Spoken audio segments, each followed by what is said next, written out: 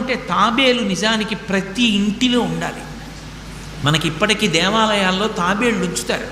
ప్రతి దేవాలయంలో తాబేలు ఉంటుంది. పూర్వం ప్రతి నూతిలో ఒక తాబేలు నుంచేవారు.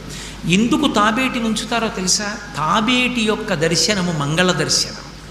తాబేటి వంక చూస్తే మంగళం. అందుకే ఇంట్లో కనీసం తాబేలు బొమ్మ అట్టి ఉంచుకుంటారు. ఉంచుకుని ఒకసారి ప్రయత్నపూర్వకంగా దాని వంక చూస్తారు. ఎందుకు తాబేలు ఇంట్లో ఉంచుకోవాలి అంటే దాంట్లో ఒక రహస్యం ఉంది. దీక్ష అని ఒక మాట. దీక్ష అన్న మాట దేనికి అన్వయం అవుతుంది అంటే యజ్ఞానికి అన్వయం అవుతుంది. యజ్ఞం చేసేటటువంటి వాడు దీక్ష స్వీకరిస్తాడు.